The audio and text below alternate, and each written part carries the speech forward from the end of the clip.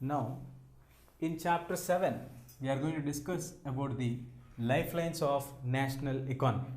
The lifelines of national economy means the most important organs for our national economy.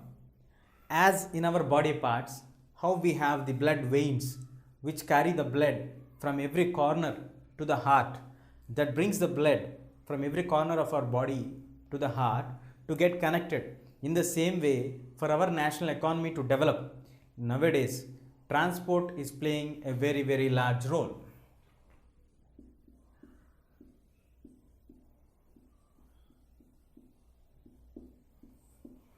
Transport, if you remember about transport, prior to the 18th century, before the discovery of science and invention or modern technology, earlier we used to restrain ourselves to few villages, few regions, because that time traveling was a very difficult task. But as the science and technology has advanced, today we have large number of transport facilities increasing, and today transportation has become very easy task that has made the world to be a global village. Earlier we used to have difficulty to travel from one corner to the other corner of a state or a country, but as the time passed, with the inventions of modernization of transport system, today you have various means of transport, the fastest means of transport which can make us to understand, or which can make us to travel very fast and very quickly to reach our destinations. Earlier, traveling from one continent to another continent was a dream. Many people lost their lives in the journey of this.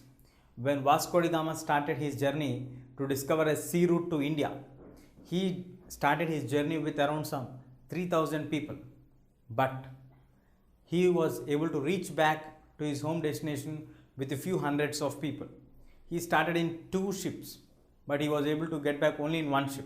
So there are really practical problems, and it took nearly 3 to 4 years for him to travel, to rediscover, and again to get back. But today, within a span of hours, we can definitely get back to the previous destinations. In this way, we can definitely try to get some good approaches towards transport. Today, actually, the entire world has become a global village. Today, you can travel from one corner to another corner, any place with fastest means of communication. So, transportation is very important, because if transportation facilities are provided, the transport of the raw materials becomes very easy.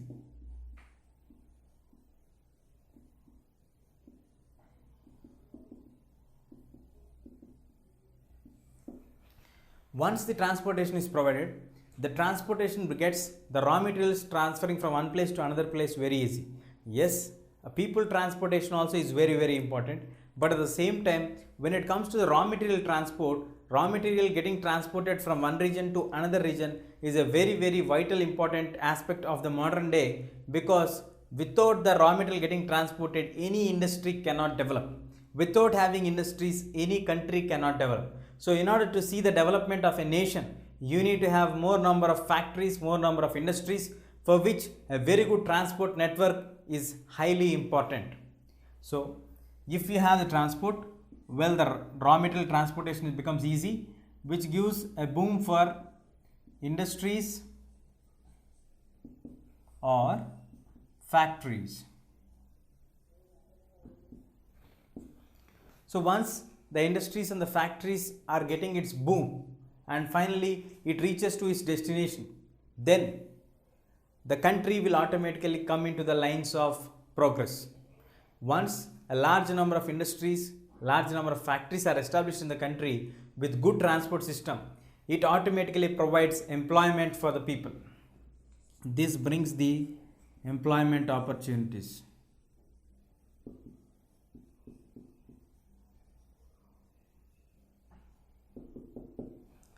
So once the roads network is laid down, the transportation has developed, that automatically brings factories. From factories we get the raw materials available to the people, and from the place where the raw materials have to be carried to the factory and factory to the marketplace, so the final destinations, and from then we automatically get the employment opportunities. Once the employment opportunities are generated for the people to work, instead of getting dependent on the regular basic occupations like agriculture, people get transformed from the basic structure of occupations to the secondary category of occupations where industries and factories are coming in that category. Then automatically the standard of living of the people becomes stable and higher than the previous levels. And it also gets another type of employment called transport services.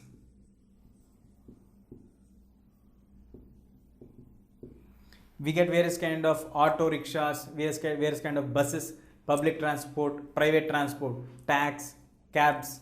All these will also generate the transport services. This is also another source of employment opportunities which are provided to the people in regards to transport. So when transport is developing, automatically the infrastructure of the road will develop. Then it also brings that connectivity between the interior lands to the far off places.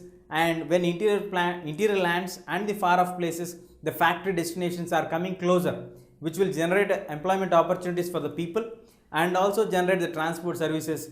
Once the factories are established, they started to give opportunities for the people in terms of employment, and in order to get the final product outside, marketing will develop, people's inhabitation will develop, automatically that country will start to progress.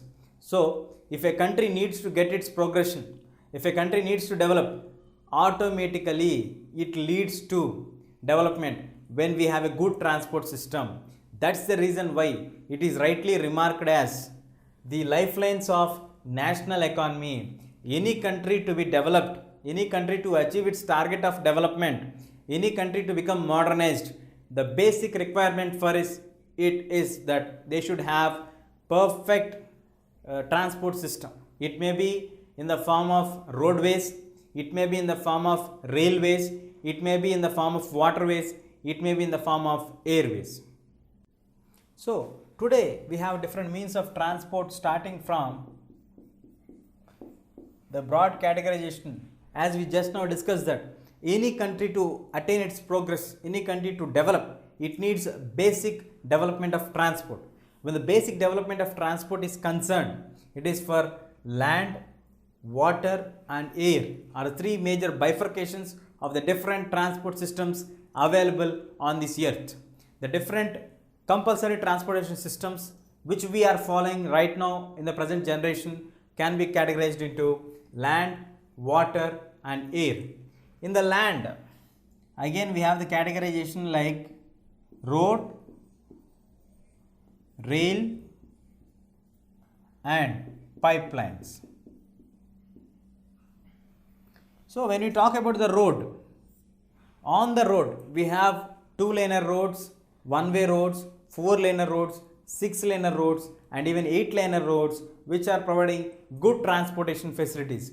India also constructed the Golden Quadrilateral connecting the four metropolitan cities, which has given a large boom for the transportation system all over India. So in the same way, the transportation by road has given access in the interior lands from the inner land to get the resources outside, and the same way connect the people from the far off places to the nearby places, far off cities to the nearby capital cities. So it has made a connectivity point through roadways. Road vehicles are, as we all know, the public transport is there, private transport is there. Public transport, we have the road transport corporation buses running across all over the country. We have private cabs, private individual vehicles. All these things come under the category of road transport. And moving on to rail. When it comes to the rail transport, in rail, we all know that Indian Railways is the largest railway network in the entire world, which has been having more than 67,000 kilometers of length all across India. So every day we have millions of people traveling, and also worth of crores of rupees of goods being carried away by the Indian Railways. So rail network has increased its importance in the past 5 decades on a larger scale.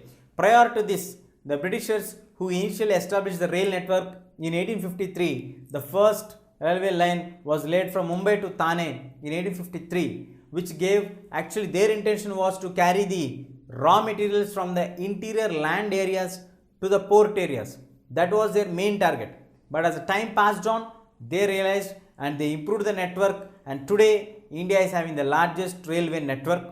And coming to understand the pipelines, through pipelines we can transport oils, we can transport water, whatever is required in a closed circuit we can transport that through the pipelines. In India we don't have much pipeline network when it comes to roadways and railways in competition. Railways and roadways are dominant on the land transport system for India. And coming to water, again in water we have two types. One is inland, the next is overseas. Inland waterways and the overseas waterways. Inland waterways are the waterways which connect the places within the country is called inland waterways. Which connects our country to the other countries is called as overseas waterways. India has having a large inland as well as overseas network because India is a naturally located peninsula and we have many perennial rivers flowing in the northern India as well as in the southern India. So we have good connectivity with the interior land parts through water, as well as overseas. India is bounded by Arabian Sea, Bay of Bengal and Indian Ocean in the southern part, western part, while in the eastern part, which has been a strategic location to have passing through from Africa to Asia and also to US. So towards the west and towards the east we have good connectivity through waterways. So overseas trade is also playing a very good advantage for Indians. India is also having a very good overseas trade and inland waterways. And coming to the lastest means of transport, that is airways. In airways again we have domestic and international.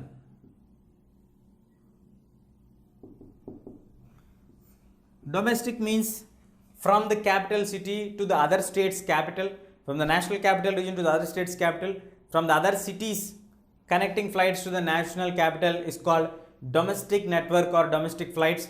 When it comes to the international, in the international we have connectivity from our national capital and the metropolitan cities to the other nations' capitals and the other important cities. From one country to another country is called international flight. So we have domestic flights as well as international flights. In domestic flights we have nearly 20 to 25 domestic airplanes, aerodromes, while international aerodromes we have nearly 6 international aerodromes. Even in Hyderabad we have an international aerodrome which is having a wide connectivity of transport, and that is the fastest means of transport of the modern days. Again in this we have the public as well as the private airliners carrying the passengers from one region to another region. So in this way India is having a large diversity of transport. Though India is having large diversity of physical divisions, large diversity in language, large diversity in culture, but still India has been playing a dominant role on the overall scenario what's happening, and this proves to be a very good when it comes to the transportation system of India. India is having a good road transport, rail transport, water overseas transport and domestic and international transport, covering India to be a very good place of transportation connectivity, which is a basic requirement for any country to develop its industries and to make the things to travel, especially the raw materials from one corner to another corner, because that is a basic thing for the factories to develop. As I mentioned earlier, factories will develop only when we have a good transport system. Once the factories develop, automatically that starts to provide employment opportunities for its people, those are staying around.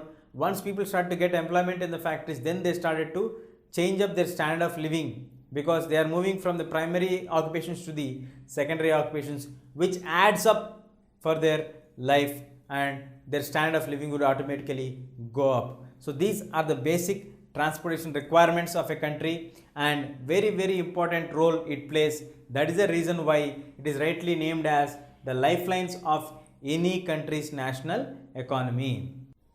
Now let us know about the road transport system.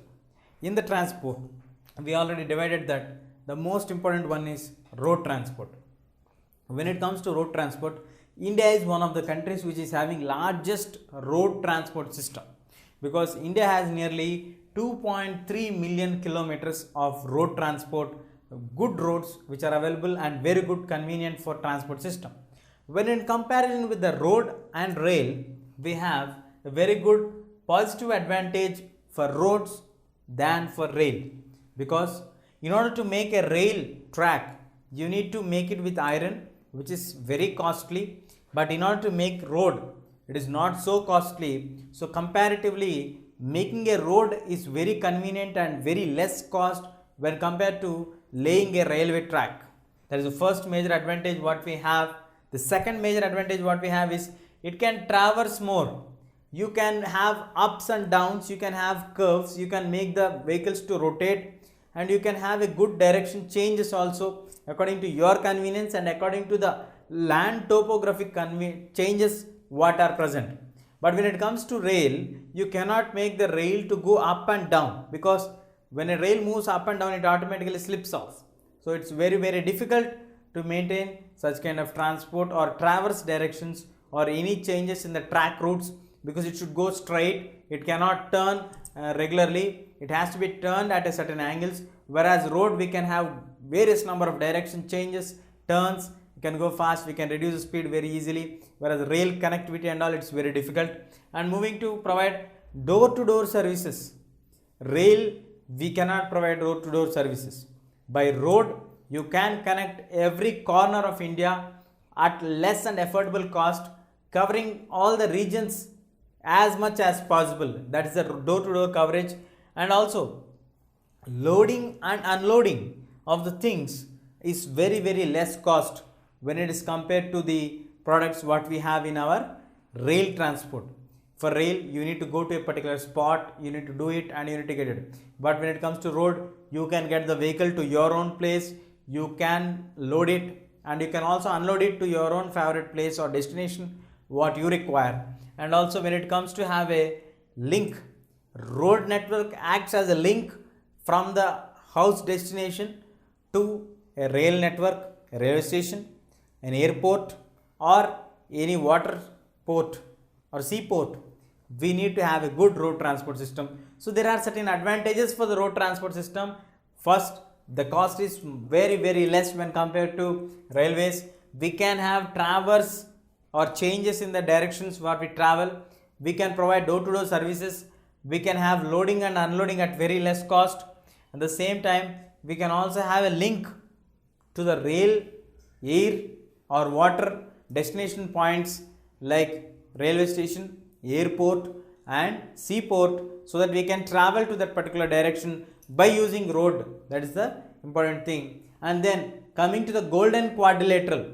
The Golden Quadrilateral is the massive project which was started by the government of BJP, which was headed by Atal Bihari Vajpayee in 1999 period, where he initiated this process of connecting north and south, east and west, where the traveling distance of time has to be reduced and we can have good connectivity between the mega cities and the other cities. So he started the Golden Quadrilateral connecting north and south from Delhi to Chennai. Via we have a road coming from Delhi to Mumbai, Mumbai to Chennai and Mumbai to Chennai, well as Chennai to, we also have Kolkata, Kolkata again connecting it to Delhi. So all the four mega metropolitan cities are connected using this quadrilateral, which is run by the National Highway Authority of India, NHAI, which is a 6-laner. It is a 6-laner and it has a good connectivity, and this is controlled by the government of India, Union Government of India, which was a very good step. And after this Golden Quadrilateral, we also have many national highways. The national highways are the highways which are connecting the state capitals to the national capital. Like for example, from Hyderabad, you can connect it to Delhi. The road which connects Hyderabad to Delhi is called a national highway.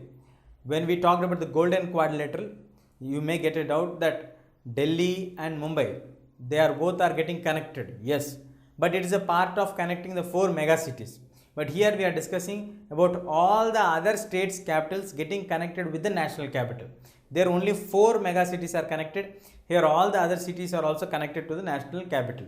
That's why it is having National Highways Authority, and these are maintained by the Central Public Works Department.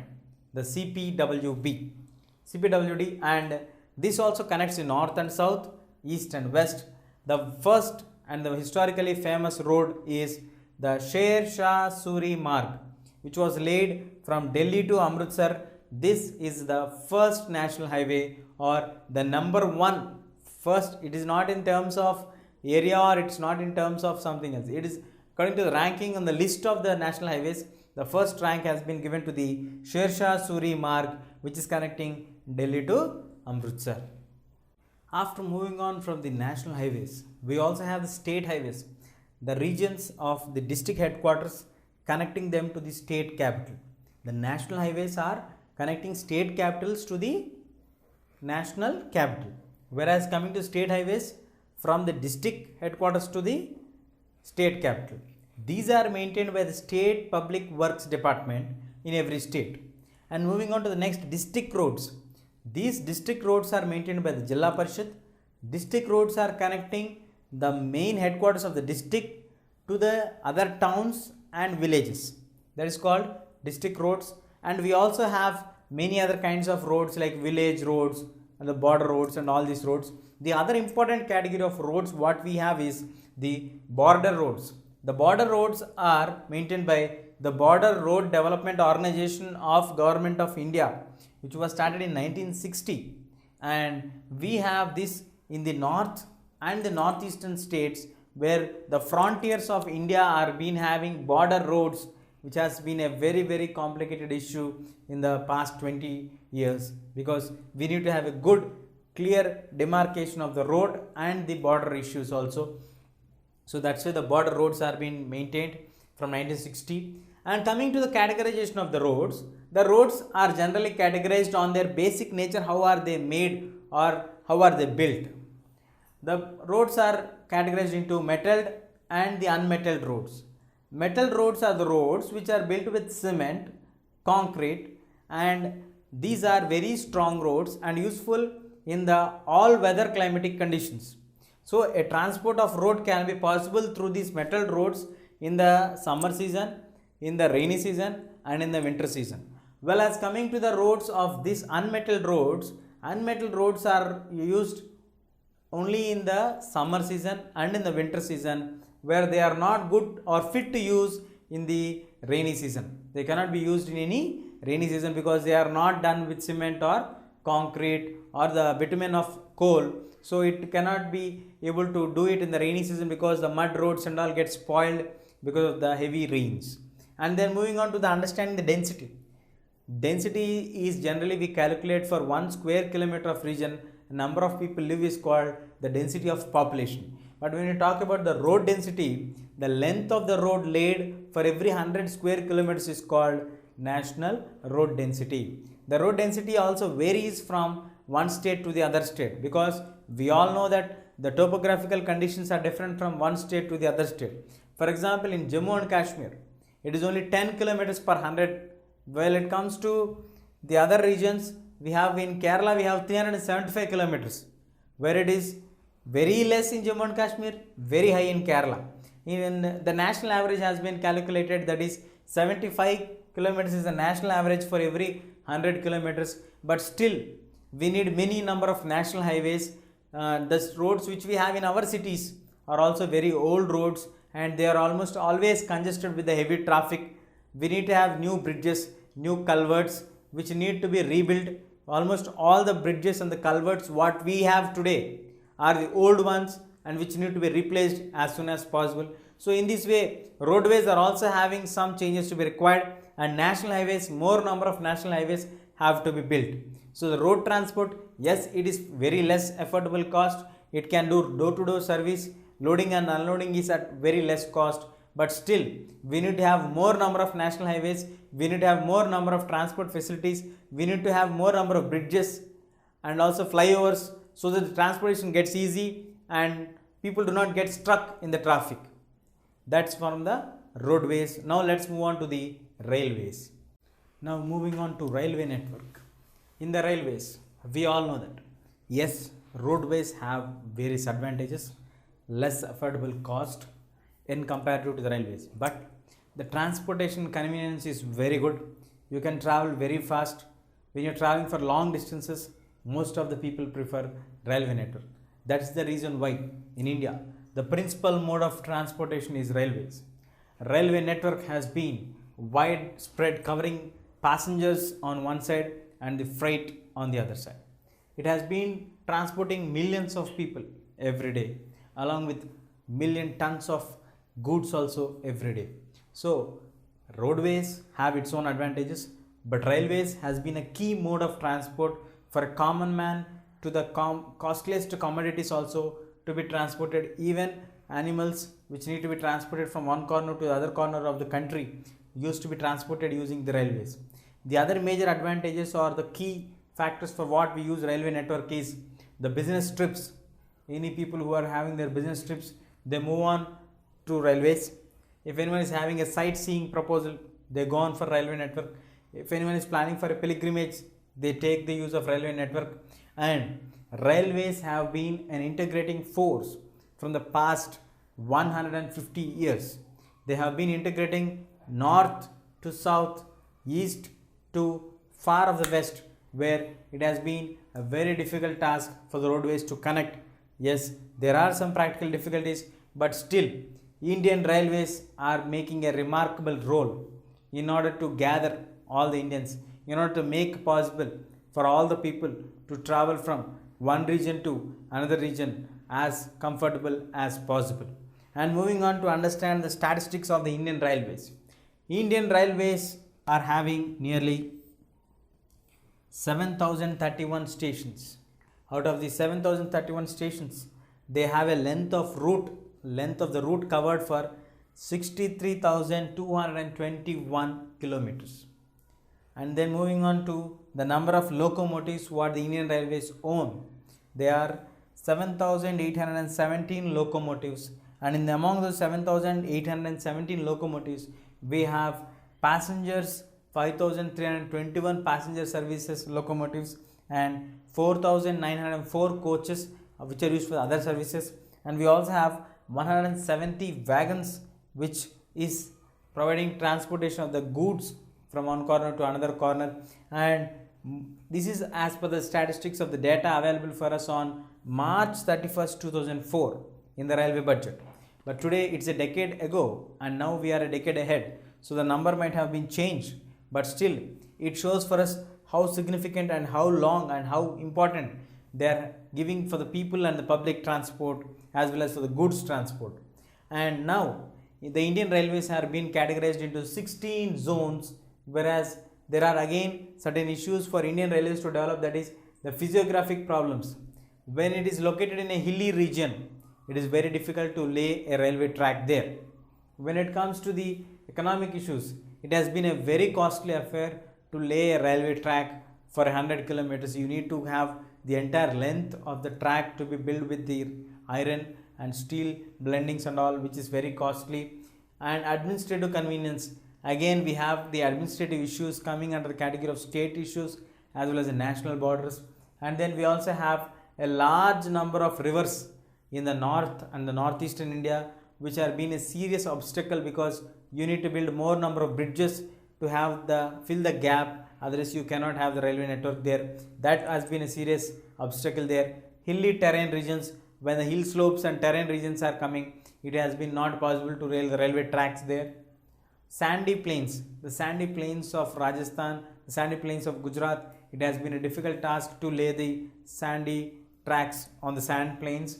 And then mountain regions, nearby to the mountain regions or far of the mountain regions also we find difficult because the mountain regions effects are putting it difficult. That too in the western coast, when we have the Sahyadri mountain ranges, it has been a very difficult task and it has been a very very complicated task to complete the Konkan coast, the Konkan zone of railway zone which has been laid. And then the issue of difficulty of connecting people from the west of to the upper to the lower part of the west, I mean like north to the northwest and southwest, it has been a very difficult task. Later they were able to lay it down and it has made the transport very easy for the people available there. And then we also have the landslides happening when the land is weak and slides happen that make the tracks to sink down. That is another major difficult task. And the major other issues, though railways has been successful to a very large extent, even today many people travel in the railways without tickets, which has been a huge loss economically for the Indian railways. And we also have thefts and damaging the Indian railway property, where people do not feel that it is their property. We feel that it is somebody else's property and they start to damage that one. And we also have a bad habit of pulling the chain of the railway net train which is running to stop that one, and they get on wherever they need. These are some of the issues which has to be ascertained and taken seriously, and we need to inculcate the habit that government property is nothing but public property, which means our own property. We are not doing anything benefit for other people by safeguarding our public property. This kind of attitude and culture has to be developed, and Indian railways has been a major transport system for all the Indians from north to south and east to west, with various number of locomotives with integrating force. It is acting like a bonding force between various people, and we have the freights, passengers all using the railway network. We have also have various issues like people traveling without ticket, theft and damaging. Security issues are also coming up nowadays in the trains, and we also have the habit of people pulling the chains and stopping the trains wherever they want. These all have to be questioned seriously, and we need to inculcate a good system of culture so that we can have safe and also earn profits for Indian railways. Now moving on to understand about the pipelines. Pipelines in India, prior to this, they were used to transport water to the cities. Afterwards, the technology has developed, and now we are using to transport crude oil using the pipelines, then natural gas, and now we also can transport the solid materials, making them slurry and using the pipelines. The negative effects are like, initially when you start a pipeline, it is basically very costly. So initial investment to make a pipeline is really very costly, but later on, afterwards, you can transport any item at very less cost without any loss, and the maintenance would be minimal. These are the positive edges of pipelines. Pipelines were initially used to transport water in the cities, but later, with the growth of technology and advancements, we are now using to transport crude oils and natural gas, and now solids, slurry. When you make the solids to be slurry, automatically you can make them to transport through the pipeline. So we can also transport water, we can transport oil, we can transport gas, we can transport the solids by making them slurry items. And then the investment maybe initially to make a pipeline was costly, but later the loss would be very less, the delay would be very less, because we do not have any traffic issues there, you do not have any vehicle delays, you do not have anybody not present to take all these things, but directly you can transport any material like water, petrol, gas, natural gas, or the usable solids, also making them slurry and transport them. And in India we have nearly 3 important networks of pipelines in India. One is from Assam to Kanpur, where you transport the petroleum crude oil. Then Salia to Punjab, we transport again the petroleum crude oil. And now we also have gas, Hazaria to Jagdishpur. The Hazaria to Jagdishpur is a pipeline which is transporting gas through this. So we are also having a plan to get pipeline from petrol from Iran to India via through the states of Afghanistan, Pakistan and India.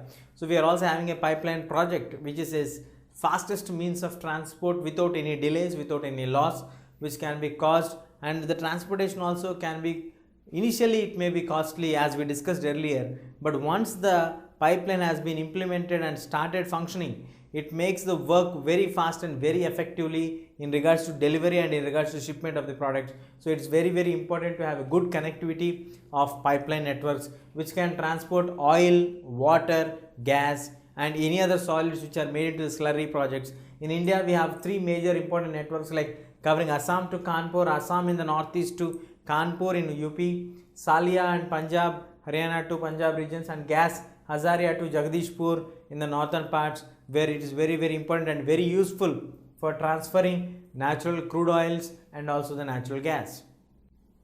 Now, let us learn about the waterways. The waterways, we all know that mankind, especially India, is a land where Indian seamen have traveled from one corner to other corner of India using the waterways, especially from the west coast to the entire end of the east coast, where we have a long stretch of long waterway boundary where India is having sharing with Arabian Sea, Indian Ocean, and the Bay of Bengal. The wave back from the ancient period onwards, Indian seamen have moved and spread the Indian culture and Indian trade in the nearby places and also to far off places in the west. We have historical inscriptions revealing for us that India had relations with the Babylon in the past, in the ancient history. So, it is not a new means of transport for the Indians. Most of the trade has been done by the waterways in the ancient period as well as in the modern period. Waterways are the most efficient and environmental friendly when it comes to comparison with the airways or the other means of transport. And moving on to understand why waterways plays a vital role in any country's economy is that it is the cheapest means of transport available for us in the entire world. We also have fuel efficient and also environmental friendly, that is a special attitude. And in India we have nearly 14,500 kilometers of length and 3,700 kilometers of this 14,500 is navigable for the mechanized boats, where we can use transport for us in a very convenient way. In the entire India we have many ways where we have the water connectivity on a larger scale, and so we have categorized them into national waterways.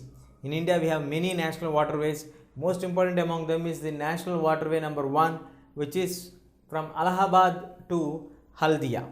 Then Allahabad to Haldia is over the river Ganga, and the next second national waterway is from Sadia to Dubri, that is from Brahmaputra in the second national waterway, and the third one is the west coast of Kerala to Kaman, that is the third waterway.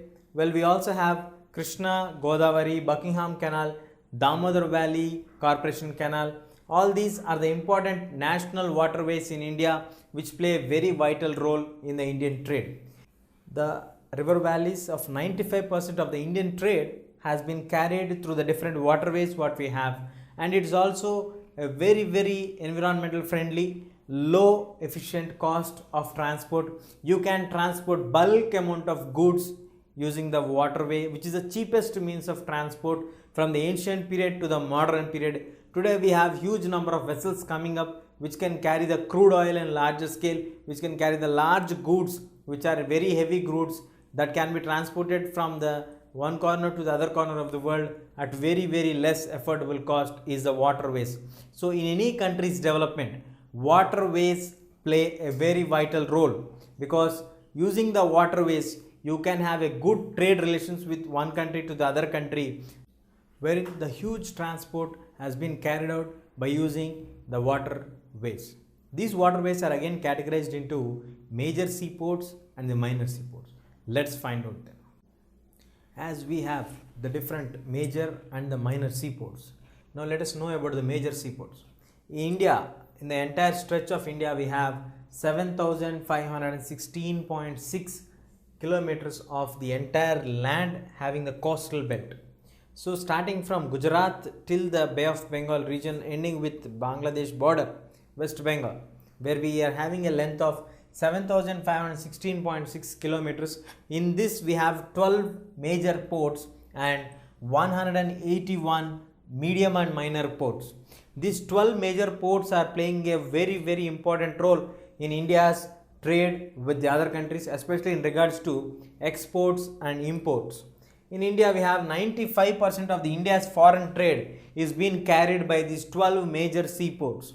These 12 major seaports are carrying the entire India's maximum amount of trade, which is foreign trade. And in the wake of Karachi, when India and Pakistan got bifurcated and divided, we lost Karachi to Pakistan. So immediately we need to have an alternative to compensate the transports when it comes to Rajasthan, Punjab and the Gujarat region. So we developed the Kandla in Kachach to have a port on the western coast, and then this is also a special significance for the Kandla port is that it is a tidal port wherein it moves out with the heavy energy. We also get heavy energy, so it provides good transport for the vessels to come in, and loading and the unloading work gets easier for us. And then moving on to understand the largest port in India. The largest port in India is a Mumbai port. The Mumbai is the largest, spacious and naturally well locked natural harbor in India, where we have this one located at the prime location wherein you can move from Mumbai to the west or also towards the east. So it also got the strategic importance for the Mumbai, wherein most of the Indian trade for textiles, for iron ore, petroleum, everything has been carried from Mumbai. Day by day the rush of the Mumbai is been increasing, so the Jawaharlal Nehru port has been added to decongest the heavy crowd of vessels towards the Mumbai, but still Mumbai stands at the very busiest port in India. And then we also have, moving on to the down west, Marmagao port, wherein the iron ore has been exported from the Marmagao port. And moving on to the complete down to south, Tuticorin, where in Tamil Nadu, where we have the Tuticorin port, where in Chennai is the oldest artificial port which was being built. This takes the second place in India among the major ports, because Mumbai is standing at the first, wherein Chennai at the second. And then coming to the east, we also have in the east Visakhapatnam, which also falls in the state of Andhra Pradesh, wherein along with Andhra Pradesh we have in the Orissa coast Paradeep and Kolkata. We also have the busiest port.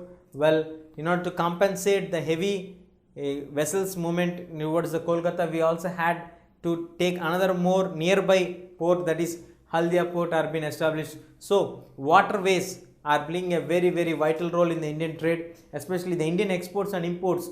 95% of the Indian exports and imports regarding crude oil, iron ore, petroleum, whatever products we take, that all are being carried by the 12 major seaports, starting heading with the ranking 1 with Mumbai till all the 181 minor ports. We also have the lagoon water back efforts also at the port areas, where we also have diverse effects of water, but still most of the Indian trade is completely dependent on waterways, because it is the cheapest means of transport when in comparison with the airways.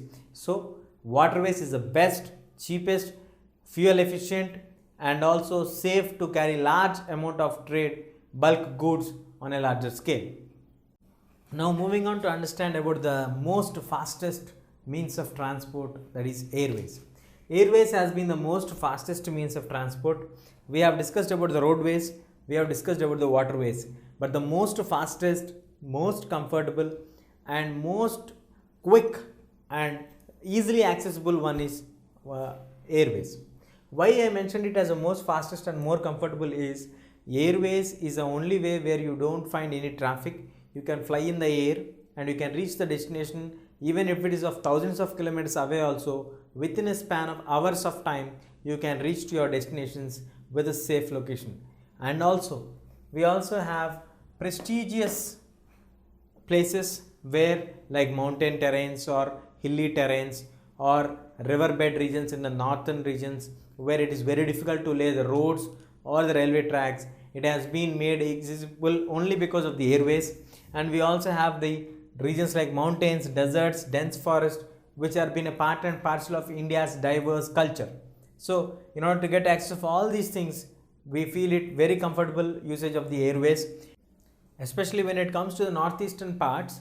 The northeastern parts got access to the common people to the other parts of the world, especially to the India only. When it comes to the middle central India or North India or the other corners of India, it has made a special provision to those people to travel through air at the affordable cost, because you cannot lay a road where you have many hilly track regions, and we also have dense forests, and we have Brahmaputra river flowing and continuously having floods. So railway tracks cannot be laid, road cannot be built. So all these practical problems are there, and these Air India has been nationalized in 1953 wherein Air India provides services from India to the other nations internationally. We also have subsidiary alliance of Indian Airlines, which provides domestic airlines for the local needs, and we also have Pawan Hans helicopters, which provide the network for the ONGC people to do their offshore assessments of getting the oil products outside. But still, the cost of airways is little bit higher when compared to roadways and railways or waterways, because in airways you need to effort more, you go fast but you need to effort more, and it's only in the northeastern states where a common man can afford to a certain extent. Special provisions are made to make it accessible to the common people in the northeastern regions, whereas in the other corners of India we do not find any region where you can make it affordable to common man. It is very far away from the reach of the common man. So airways have to reach to the common man, then only it can be made as the fastest, easier, comfortable, accessible mode of transport at the affordable cost of the common man. If a common man cannot afford this one, definitely it is under the category of the privileged classes people only. So definitely we cannot consider this as a public transport. So we can only call it as a privileged means of transport. So in order to change this privileged means of transport to public transport, government has to take certain steps and bring down the cost of transport which has been incurred from the common people has to be reduced, so that it could be accessible easily to the common people also to use these airways of transport. The word communication itself reveals for us that expressing your feelings, it may be in the form of physical actions, it may be verbal, it may be written. But prior to this, communication also represents communicating from one region to another region. Passing the information from one place to another place is also called communication. Nowadays we are using the word like communication skills, but prior to this, world has seen an age where communication efforts are very less. Earlier, pigeons used to be the agents which carry the information from one person to the other person. Later, the situations have changed. So when the situations have changed, we have the advancement of technology coming in. We have the advancement of the other technological innovations which have changed the entire mode of communication for us. Let us see the change. We have seen from the pigeon communication, today you can send an SMS or a mail, within a second it can be reached to the other person whom you want to make it, or within a second you can call them and you can talk them. Today we have increase or improvement in the personal communications. Today you can sit in any corner of the world and you can call to the other person who is in the right opposite direction of your corner of the world. So prior to this, we can use only communicate with people at 100 feet distance or by writing letters. But today you can communicate very effectively, very clearly, whatever you want to say at very fast rate using the modern means of mobile network, and then that comes under the category of personal communication. At the same time, today you can communicate any information very fast to millions of people at a single stroke. That is called mass communication. Communicating information to a large number of people at the same time from the same place is called mass communication, which means you can communicate at a public forum and that information will be reached to millions of people at the same time. Example, you talk anything on radio, the information can be crossed to millions of people. When once you are speaking, that can be heard by many millions of people. In the same way, TV channels, television network, satellite network, nowadays you have social media networking sites. All these things have brought under the category of mass communication to improve on a larger scale. And now, coming to the communication of Indian postal system, the official system. The Indian postal system has two classes of communication. One is the first class communication and the second class communication.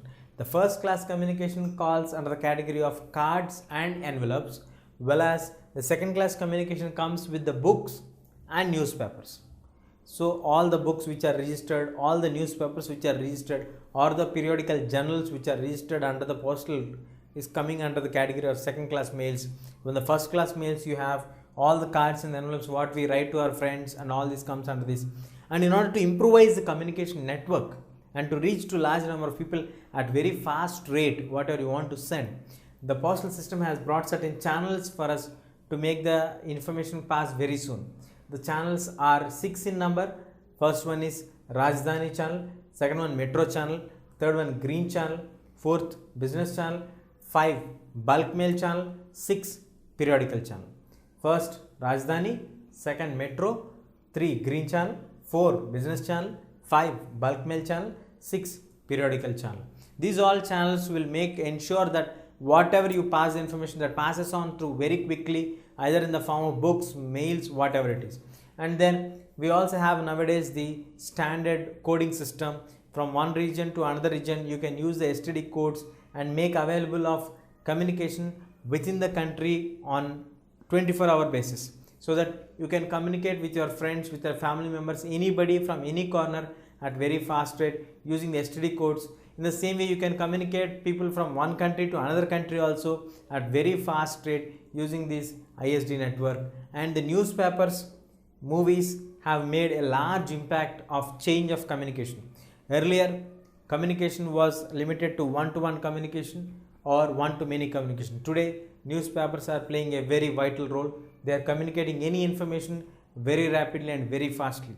And leaving aside the newspapers and television channels, today we have the most powerful social media is movies. Movies are made in bulk in number in India. Especially India is the largest Hindi movie producers in the world. India produces average 1,000 movies per annum, which is a very huge number, and it doesn't have any other country in competition in producing so many movies of a particular language.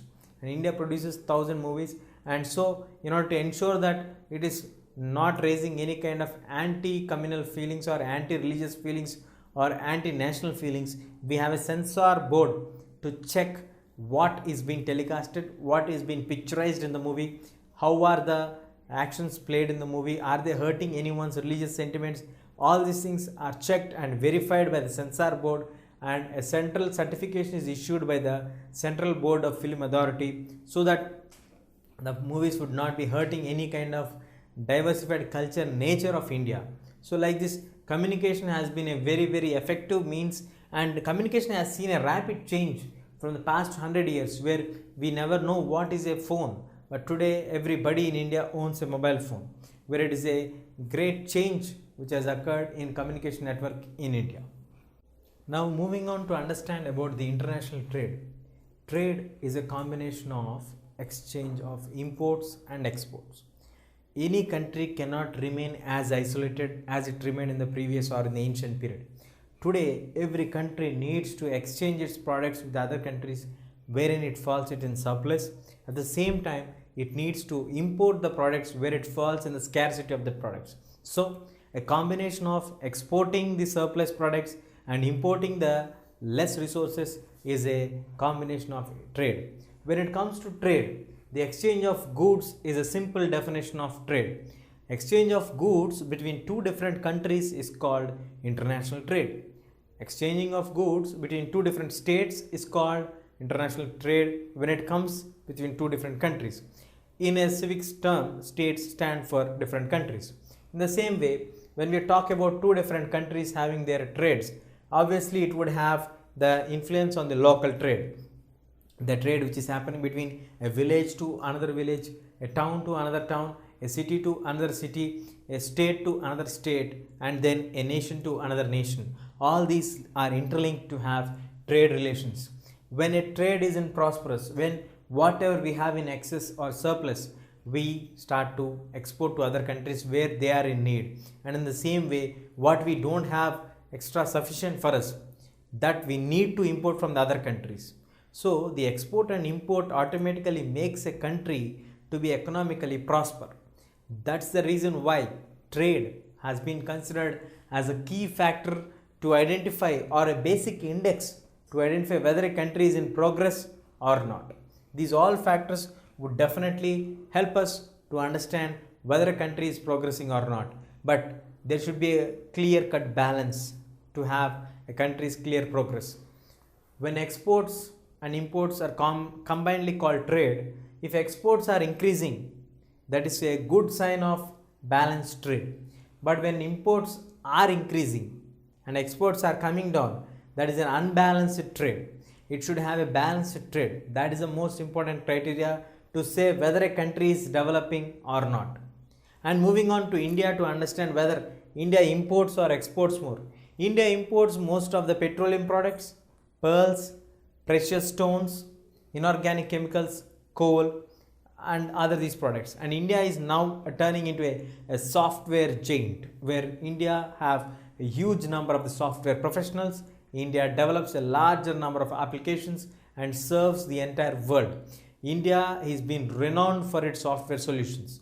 So now India is not only exporting and importing the products which we get bilaterally, but we are also exporting the technology what we are having, that is the IT.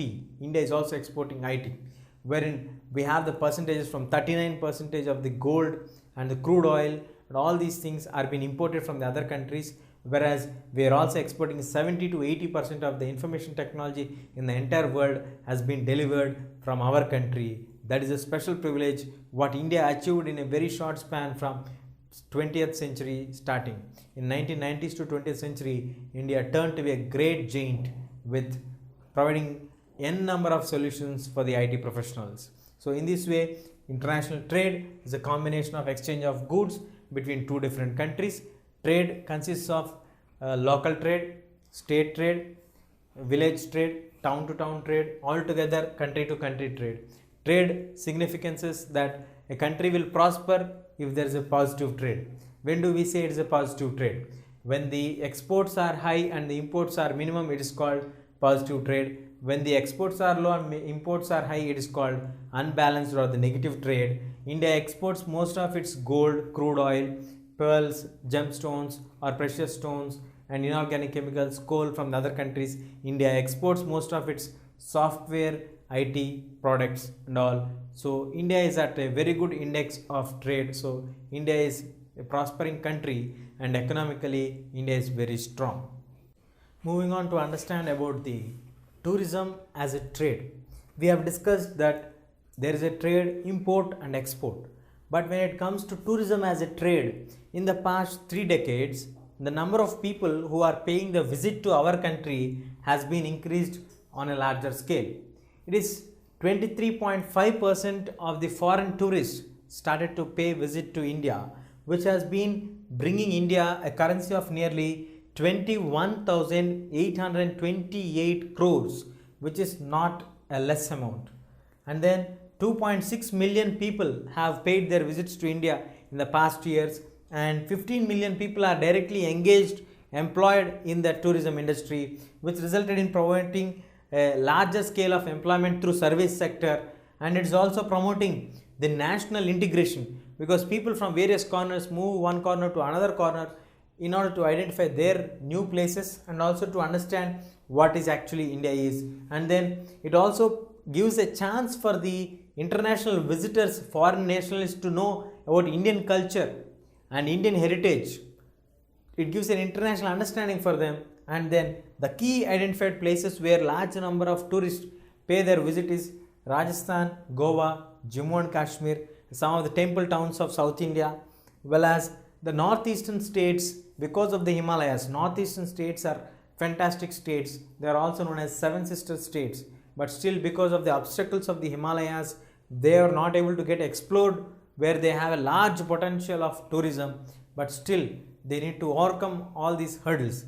So our tourism industry needs more number of encouragements from the government side, and also to provide better facilities, whatever is required for the tourists to come and avail them, so that the income what we are getting from the foreign tourists would definitely add on to our country's GDP, and very soon it turns into a very larger industry. Whereas it's not only some of the states like of North India like Rajasthan, Jammu and Kashmir or Punjab, or some of the states of South India like Goa, Tamil Nadu, Karnataka and Kerala, but also the entire India in states like Gujarat and northeastern states, where we have natural fantastic beauty, but because of some obstacles of the Himalayas being existing there, it is not being good transport facilities provided, wherein if we can afford to get good transport facilities, definitely it would be a very beautiful tourist spot, and all the northeastern states or the seven sister states would get huge income for us from the foreign nationals who are interested to look at those places. So all these things are need to come up and if we can focus on all these things, we can definitely assure that the tourism industry would definitely have a very bright future, and the most upcoming industry is the tourism industry.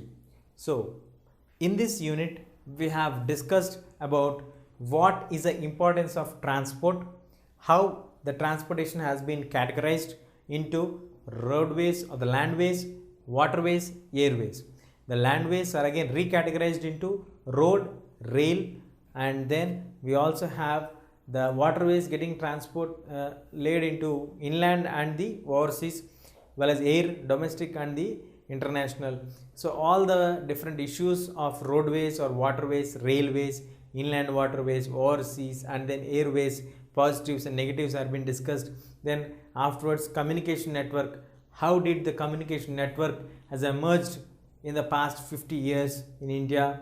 And then we discussed about the trade relations, how did the trade system develop in India, what are the major imports, what are the major exports, and then how did India develop into a software giant. And later on, to conclude, we have also taken up the upcoming industry, tourism industry, wherein it has a large potential. We're having some limited obstacles. If those obstacles are being removed, definitely the upcoming industry would have a very, very bright future ahead. This is a brief synopsis of the entire lesson.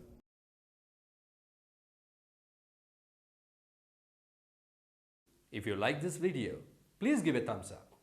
Please subscribe to our channel to get more videos on CBSE syllabus.